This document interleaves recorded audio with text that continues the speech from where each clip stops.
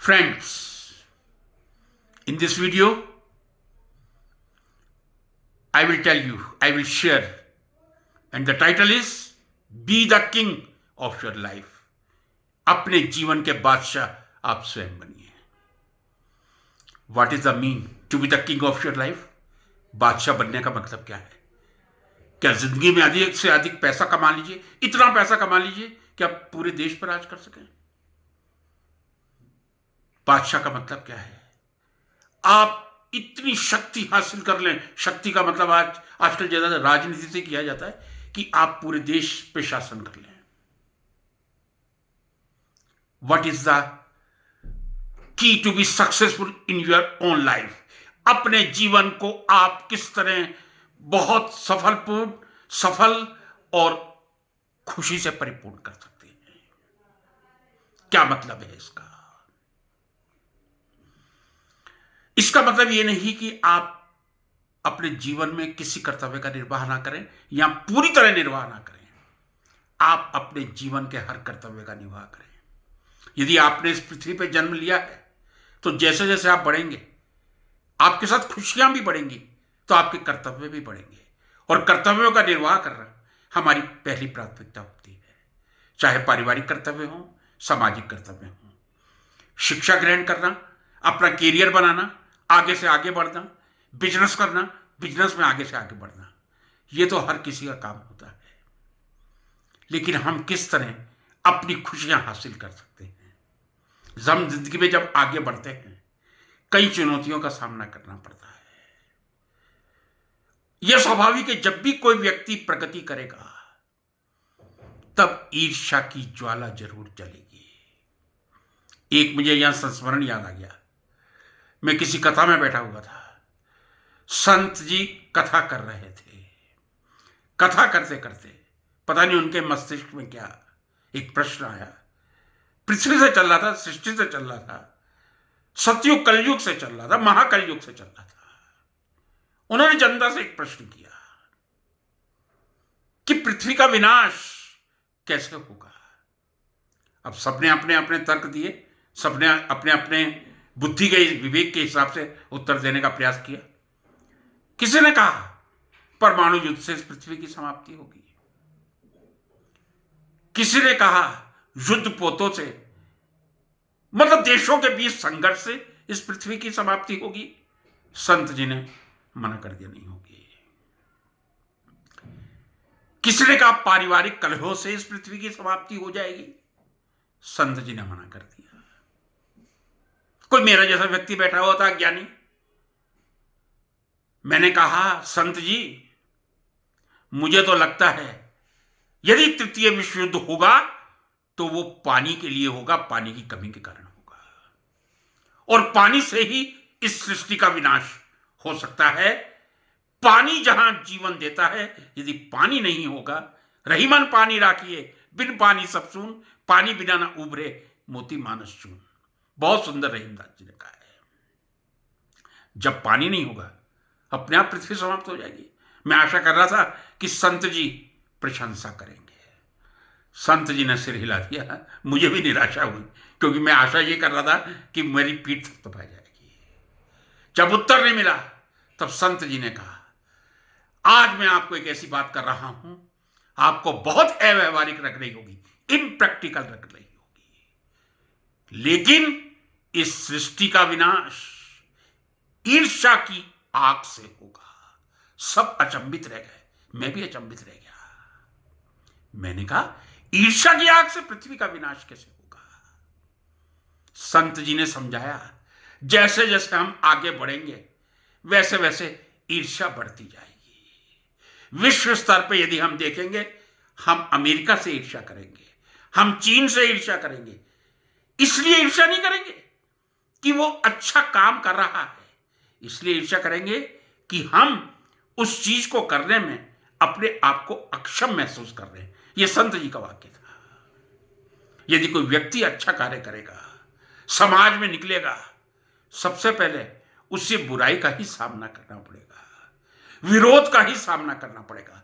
और यह मैं कहता हूं, यदि वो सही कार्य होगा तो उस विरोध के बावजूद भी सत्य की जीत होगी और वह व्यक्ति जरूर विजयी बनेगा। लेकिन एक ईर्ष्या की ज्वाला आज हम समूचे समाज में, मैं ये नहीं कह रहा भारत में ही है या गांव में है या शहरों में, गांव में भी ईर्ष्या की ज्वाला है, शहरों में भी है, विश्व में भी है। और यदि मैं एक बात कह दूं अपने चिंतन से, जितने हम विकसित हो रहे हैं, जितना हमारा विकास हो रहा है, उतनी ईर्ष्या की ज्वाला बढ़ती जा रही है। हम इसलिए दुखी नहीं हैं कि हमारे घर में यह वस्तु नहीं है, हम इसलिए दुखी हैं पड़ोसी के घर में क्यों है। मैं इसलिए दुखी नहीं हूं कि मेरे पास कार क्यों है, मैं इसलिए दुखी हूं मेरे पड़ोसी के पास अच्छी कार क्यों है। मैं इसलिए दुखी नहीं हूं मेरे पास कार है लेकिन मेरे पास i10 i20 है, पड़ोसी के बाद क्रेटा का टॉप मॉडल है। ये ईर्ष्या एक प्रकृति का नियम है, लेकिन जैसे जैसे हम विकास करेंगे बढ़ता जाएगा। एक बिंदु जो आपसे ये कह रहा था, आगे बढ़ते चलिए आप। मुझे याद है 1980 में, उस समय जो अंग्रेजी के प्रोफेसर माणिक्यलाल वर्मा राजकीय महाविद्यालय में थे, जिनको मैं बहुत ही आदर के साथ नमन करता हूं, प्रोफेसर एसपी जैन साहब। जब मैंने एमएससी की परीक्षा दी थी, शायद एक पेपर में मैं थोड़ा विचलित हो गया था, निराश हो सकता है क्योंकि 21 वर्ष पूरे नहीं किए थे एमएससी फाइनल। मैं उनके घर गया, उन्होंने कहा Bhasin don't worry, sit for 2 minutes. अंदर गए, अपनी लाइब्रेरी में से एक पुस्तक निकाल के लाए। उस पुस्तक का title Your Erroneous Zones, Your Erroneous Zone, और उसके लेखक कौन, जॉन डायर। उस समय मैं एमएससी कर रहा था और उसके बाद भी मैंने अनेक बार पढ़ी है। स्पेक्ट्रोस्कोपी की यदि सबसे पुरानी कोई पुस्तक है, मैं कह रहा हूं सबसे कोई पुरानी पुस्तक, वो स्पेक्ट्रोस्कोपी की पुस्तक भी जॉन डायर की है। लेकिन ये जो जॉन डायर की किताब थी वो इरोनियस जॉन पे थी। ईर्ष्या दुनिया कर रही है, लेकिन कई बार हम डिप्रेशन के शिकार हो जाते हैं। तब इस प्रकार की पुस्तकों का सहारा लीजिए। दुनिया आपके बारे में क्या कह रही है, इस पर आप चिंता मत कीजिए। यदि आपको अपनी जिंदगी का बादशाह बनना है, आपको अपना रास्ता चुनना पड़ेगा। यह दुनिया ने भगवान राम को भी नहीं बख्शा था, भगवान सीता को भी नहीं बख्शा था, तो हम तो एक साधारण नागरिक हैं। एक अंदर आत्मविश्वास पैदा कीजिए। फिर मैं एक बार कह रहा हूं, आपकी जिंदगी की सफलता का सबसे बड़ा कोई मंत्र है, आत्मविश्वास है। अपने आत्मविश्वास पर चलते रहिएगा, आप किंग बनेंगे। जरूरी नहीं है आपके पास कितना पैसा है, आप महीने का 30,000 कमा सकते हैं, 10,000 कमा सकते हैं, 30 लाख कमा सकते हैं, लेकिन जिंदगी के बादशाह बनने का पैसे से कोई संबंध नहीं है। आप राजनीति में हैं, आपको 10 लाख लोग सैल्यूट ठोकते हैं, आप अपनी जिंदगी के बादशाह नहीं हैं। जितनी आपकी पॉलिटिकल पावर बढ़ेगी, आप उतने ही बड़े अपने गुलाम बनते जाएंगे। ये मेरी सोच है, कुछ गलत हो तो माफ करिएगा। अब मैं एक अपना उदाहरण पेश कर रहा हूं। जब आदमी जिंदगी आगे बढ़ाता है, जिंदगी में अलग अलग अवसर आते हैं और हर अवसर पे अपने विकास का रास्ता चुनना चाहिए, यह मैं कहूंगा। कुछ संयोग ऐसा रहा कि मेरी जो 8th तक की एजुकेशन वो मथुरा यूपी से हुई थी। 9 से पीएचडी तक मैंने राजस्थान में विभिन्न शहरों में बूंदी, ब्यावर, भीलवाड़ा से बीएससी फाइनल एमएससी किया था। उसके तुरंत बाद 1 महीना राजस्थान बैंक में नौकरी की थी। कुछ बैंक की नौकरी अच्छी नहीं लगी थी। एक जेके टायर्स का ऑफर था, एक छात्रवृत्ति थी, छात्रवृत्ति के लिए जयपुर चला गया था। उसके बाद 1.5 वर्ष एक मैंने ग्रांट यूनिट कॉलेज में सर्विस की थी, और उसके बाद राजस्थान लोक सेवा आयोग से हायर पोजीशन पर सेलेक्ट होने के बाद 8 वर्ष मैंने एमएलबी गवर्नमेंट कॉलेज भीलवाड़ा में नौकरी की थी। तो मैं ये कह सकता हूं कि शुरू के 12 वर्ष उत्तर प्रदेश, उसके बाद के लगभग 23 वर्ष 1971 से 1994 तक राजस्थान में रहा था। इस बीच विक्रम विश्वविद्यालय में सिलेक्शन हुआ था, लेकिन जा नहीं पाया था। 1994 में गुजरात के हेमचंद्राचार्य नॉर्थ गुजरात यूनिवर्सिटी में रीडर के पद पर कार्य करने का मुझे अवसर प्राप्त हुआ था। परमपिता परमात्मा की कृपा से मैंने प्राप्त किया था। 2001 में मैं प्रोफेसर हो गया था और जैसा छठे पे कमीशन में हुआ था 2011 में सीनियर प्रोफेसर हो गया था। चूंकि गुजरात में शिक्षकों की, उच्च शिक्षा में शिक्षकों की, विश्वविद्यालय शिक्षकों की सेवानिवृत्ति की आयु 62 है। 2021 में मुझे रिटायर होना था, लेकिन मैंने 2020 में जब कोरोना आया था, एक हृदय का हार्ट पेशेंट होने के नाते, एक उस समय एक प्रचार चल रहा था, डायबिटिक और हार्ट पेशेंट, बी केयरफुल, घर से बाहर ना निकले। ठीक है, अच्छी बात है। मैंने भी सोचा यदि मैं न्याय ना कर सकूं शिक्षण के क्षेत्र में, मुझे स्वैच्छिक सेवानिवृत्ति ले लेनी चाहिए। मैंने ले ली थी। तो मेरी तीसरी स्टेट हो गई थी अपने जिंदगी में। 12 वर्ष उत्तर प्रदेश, 23 वर्ष राजस्थान, और 1994 से यदि मैं 2020 तक कहूं, गुजरात का मैं निवासी रहा था। गुजरात मेरी कर्म भूमि रही थी। राजस्थान भी 10 वर्ष रही थी और राजस्थान के बाद गुजरात लगभग मेरी 26 साल कर्म भूमि रही थी। पाकिस्तान से माता पिता आए थे। यदि मुझसे कोई प्रश्न करता था आप कहां के रहने वाले हैं, तो मैं कहता था मैं समूचे भारत का रहने वाला हूं। बोले ऐसी कैसी बात कर रहे हैं, कहीं के तो रहने वाले होंगे। अच्छा एक बात बता दूं, जब मैं गुजरात गया था तो मुझे ज्यादातर गुजरात के निवासी राजस्थान का निवासी समझते थे। बहुत अच्छी बात है, मैं भी गौरवान्वित होता था। क्यों समझते थे, इसका रहस्य मुझे आज दिन तक मालूम नहीं चला। लेकिन जब अपने जिंदगी के अंतिम पड़ाव पर आया था, why I did select the topic be the king of your life. अपने जीवन के बादशाह आप स्वयं बनिए, और कोई आपको नहीं बनाएगा। परमात्मा भी आपको नहीं बनाएगा। परमात्मा रास्ता दिखाएगा, होगा वही जो राम रचि राखा, लेकिन प्रयास आपको करना पड़ेगा। उस समय एक विचार मस्तिष्क में आया था, हिमाचल का एक सोलन शहर है, शिमला से 45 किलोमीटर पहले है, चंडीगढ़ से 67 किलोमीटर आगे, चंडीगढ़ और शिमला के बीच में एक बहुत ही सुंदर शहर हिमाचल की वादियों में बचा हुआ सोलन में आता जाता रहता था, क्योंकि मेरे काफी रिश्तेदार यहां सोलन में रहते थे। एक विचार आया सोलन में रहें, दूसरा है क्यों ना शिमला में रहें। मैं, पत्नी और बच्चा, हम तीनों सोलन में भी बहुत घूमे, शिमला में भी घूमे और मनाली में भी। अंतोगत्वा ये विचार किया सोलन में निवास स्थान बना लेना चाहिए, बहुत अच्छा स्थान है। शिमला में बहुत ज्यादा भीड़ है, सोलन एक बहुत ही शांति प्रिय जगह है। और मैं वास्तव में कह रहा हूं, मैं परम पिता परमात्मा का, मां शूलिनी का हृदय से आभार प्रकट करता हूं, जिन्होंने मुझे ये रास्ता दिखाया। अब मैं मेन बिंदु पे आता हूं। जब आप किसी अच्छे रास्ते पे चलते हैं, आप अपने मन के रास्ते पे चलते हैं, तो आपका विरोध भी होगा। ये मैंने पहले भी आपसे कहा था, अपने वक्तव्य के शुरू में भी कहा था।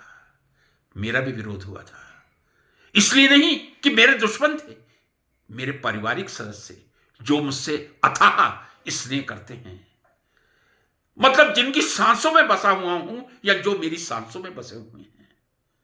परमात्मा की असीम कृपा से ऐसी 2 बहनें हैं मेरी, 2 जीजा हैं। कोई भी व्यक्ति इस पक्ष में नहीं था कि मैं सोलन में आके रहूं। क्यों? क्योंकि मैं 61 वर्ष पूरे कर चुका था। 2020 में जब मैंने सेवानिवृत्ति ली थी, 61 वर्ष का था। सबका यह कहना था इस उम्र में, और परमात्मा की कृपा से गुजरात में एक छोटी सी झोंपड़ी बनाई हुई है। आपका गुजरात में मकान है, इस उम्र में आप इतना बड़ा रिस्क ले रहे हैं? मैं एक ही उत्तर देता था, आप मुझे बताइए, कृपया करके बताइए, मैं किस उम्र में रिस्क लेता? ये तो 62 वर्ष तक मेरी जिंदगी नौकरी की चलनी थी, ये तो मैंने 61 वर्ष में स्वैच्छिक सेवानिवृत्ति ले ली। अभी समय है जब मैं ऐसे स्थान पर जाकर रह सकता हूं जो मेरे मन के अनुकूल हो, जो मेरे मन को खुश करे। सोलन की वादियां ही मुझे पसंद आई थी। मैंने निर्धारित कर लिया था, चाहे मैं अकेला ही रहूं परिवार में, लेकिन मैं सोलन की वादियों में जाके रहूंगा। मैं अपनी जिंदगी का बादशाह स्वयं बनूंगा। पेंशन मुझे मिलती है परमात्मा की असीम कृपा से, मैं इस लायक नहीं, लेकिन फिर भी मिलती है। जीवन निर्वाह होता है, लेकिन क्या किसी दूसरे की मर्जी से जीवन निर्वाह करूं या अपनी मर्जी से करूं? और मैंने ये निश्चय कर लिया, सोलन में एक छोटा सा फ्लैट ले लिया कि अब सोलन में ही निवास करना है। और यहां का जो सोलन की वादियों की सुंदरता है, यहां का जो वातावरण है, सर्दी में आपको विचलित कर सकता है। इस समय जो सर्दी पड़ रही है असहनीय हो सकती है, लेकिन फिर भी सहन करते हैं क्योंकि हमने इस जगह का चयन किया है। आप अपनी जिंदगी के बादशाह स्वयं बनिए। दुनिया को सुनिए, उनकी बातों को ग्रहण कीजिए, विरोध मत कीजिए। यदि तर्क की आवश्यकता पड़े अपना तर्क दीजिए, सुनते रहिए। एक आजकल जो मैं प्रचलन देख रहा हूं, कई बार तो मुझे हंसी आ जाती है कि भारत में जितने डॉक्टर्स हैं उन सबको सेवानिवृत्त कर देना चाहिए। इस देश में डॉक्टर्स की कोई कमी नहीं है। हमारे देश में इतने डॉक्टर्स पनप रहे हैं जिन्होंने स्कूल लेवल की शिक्षा ग्रहण की है, वो भी हर किसी को मार्गदर्शन देने के लिए तैयार हैं आपको क्या खाना चाहिए, क्या नहीं खाना चाहिए। अब मैं ये अपनी विषय वस्तु स्पष्ट कर दूं, मैं पूरी तरह शाकाहारी हूं। मैं एक पंजाबी परिवार से हूं, क्षत्रिय परिवार से हूं, राजपूत परिवार से हूं, लेकिन पूरी तरह शाकाहारी हूं। लेकिन मैं ये भी नहीं कहता कि मांसाहार लेना कोई गलत बात है, मैं इसका विरोध नहीं कर रहा, लेकिन मेरी दृष्टि से शाकाहारी होना मेरे जीवन की एक सबसे बड़ी उपलब्धि है, क्योंकि सात्विकता शाकाहार से आ सकता है, यह मुझे कहने में कोई संदेह नहीं। फिर भी आपको जीवन में अनेक डॉक्टर मिलेंगे। आप किस तरह का खान पीन करें, क्या खाएं, अच्छी बात है, आप ग्रहण कर लीजिएगा, लेकिन आप अपने जीवन की डोर अपने हाथ में रखिएगा। एक बात मैं कहूंगा, सुबह सूर्य की प्रथम किरण को देखना मींस हम सूर्य उदय तक उठ जाएं और रात को 10 से 11 बजे तक सो जाएं। यह जीवन का मूल मंत्र है, यह हमारे स्वास्थ्य का मूल मंत्र है, हमारी दिनचर्या का भाग होना चाहिए, इसमें कोई संदेह नहीं। लेकिन मैं क्या खाऊं, किस तरह का खाऊं, किस समय फल खाऊं, किस समय रोटी खाऊं, अनेक चिकित्सक आजकल मिल जाते हैं जो आपको परामर्श देने के लिए निःशुल्क तैयार बैठे रहते हैं। स्वागत कीजिए उनका, उनके विचारों का स्वागत कीजिए, लेकिन मैं फिर कहूंगा अपने जीवन के बादशाह आप स्वयं हैं, किसी को मत बनने दीजिए। जिस दिन आपने यह स्वीकार कर लिया I am the king of my life, मैं जीवन का बादशाह हूं, अपने जीवन का बादशाह हूं, उस दिन आप किसी डिप्रेशन में नहीं आ सकते, क्योंकि आपके अंदर एक आत्मविश्वास विकसित होता है। जरूरी नहीं है कि आत्मविश्वास 60 साल की उम्र में विकसित हो जाए। कई व्यक्ति ऐसे होते हैं 60 साल की उम्र में भी उनसे कहा जाए कि आप ये निर्णय लीजिए, वो निर्णय लेने में संकोच करते हैं। लेकिन जब आप अपनी जिंदगी के बादशाह बन जाते हैं, if you are the king of your life, then I can tell you certainly with confidence, nobody can defeat you. आप किसी डिप्रेशन का शिकार नहीं हो सकते। आप अपना मार्ग स्वयं चयन कीजिए, जहां आपको अच्छा लगे आप रहिए।